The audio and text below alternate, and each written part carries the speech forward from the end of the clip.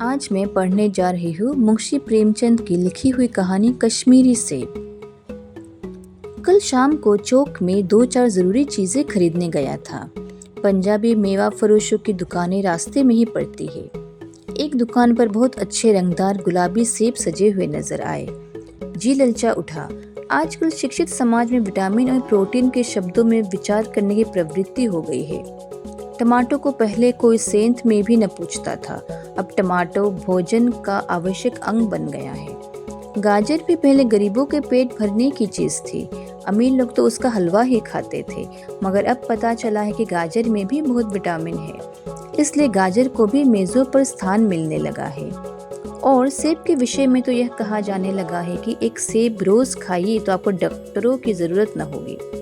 Doctor से बचने के लिए हम निमकोड़ी तक खाने को तैयार हो सकते हैं। सेब तो रस और स्वाद में अगर आम से बढ़कर नहीं है तो घटकर भी नहीं। हाँ, बनारस के लंगड़े और लखनऊ के दशहरी और बम्बई के अल्फांसो की बात दूसरी है। उनके टक्कर का फल तो संसार में दूसरा नहीं है, मगर उनमें विटामिन और प्रोटीन है या नहीं है, तो काफी है या नहीं, इन विषयों पर अभी किसी पश्चिमी डॉक्टर की व्यवस्था देखने में नहीं आई।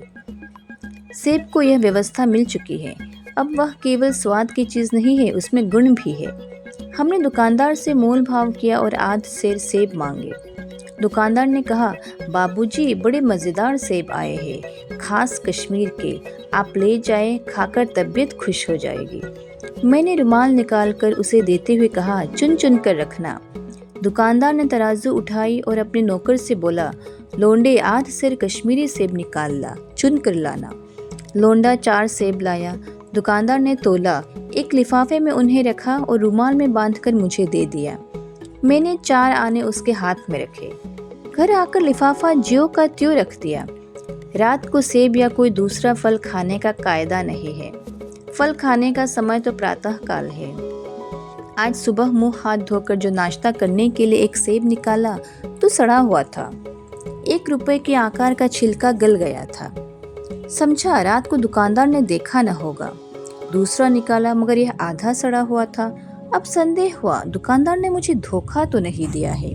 तीसरा सेब निकाला, यह सड़ा तो न था, मगर एक तरफ दबकर बिल्कुल पिचक गया।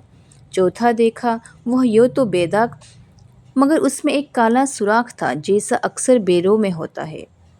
काटा तो भीतर वैसे ही धब्बे जैसे किड़हे बेर में होते हैं। एक सेब भी खाने लायक नहीं। 4 आने पैसों का इतना गम न हुआ जितना समाज के इस चारित्रिक पतन का। दुकानदार ने जानबूझकर मेरे साथ धोखेबाजी का व्यवहार किया। एक सेब सड़ा हुआ होता तो मैं उसको क्षमा के योग्य समझता, सोचता उसकी निगाह न पड़ी होगी, मगर 4 के चारों खराब निकल जाए, यह तो साफ धोखा है। मगर इस धोखे में मेरा भी सहयोग था। मेरा उसके हाथ में रुमाल रख देना मानो उसे धोखा देने की प्रेरणा थी। उसने भाप लिया कि महाशय अपनी आंखों से काम लेने वाले जीव नहीं और न इतने चौकस है कि घर से लौटाने आए। आदमी बेईमानी तभी करता जब उसे अवसर मिलता है। बेईमानी का अवसर देना, चाहे वह अपने ढीलेपन से हो या सहज विश्वास से, बेईमानी में सहयोग देना है। पढ़े लिखे बाबुओं और कर्मचारियों पर तो अब कोई विश्वास नहीं करता। किसी थाने या कचहरी या म्यूनिसिपैलिटी में चले जाइए, आपकी ऐसी दुर्गति होगी कि आप बड़ी से बड़ी हानि उठाकर भी उधर न जाएंगे। व्यापारियों की साख अभी तक बनी हुई थी। यूँ तौल में चाहे छटाक आध छटाक कस ले, लेकिन आप उन्हें 5 की जगह भूल से 10 के नोट दे आते थे तो आपको घबराने की कोई ज़रूरत न थी। आपके रुपए सुरक्षित थे।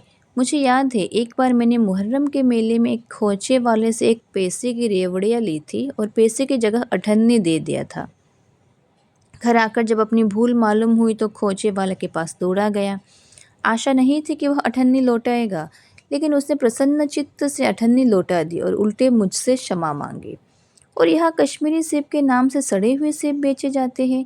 मुझे आशा है पाठक बाजार में जाकर मेरी तरह आंखें न बंद कर लिया करेंगे, नहीं उन्हें कभी कश्मीरी सेब भी मिलेंगे।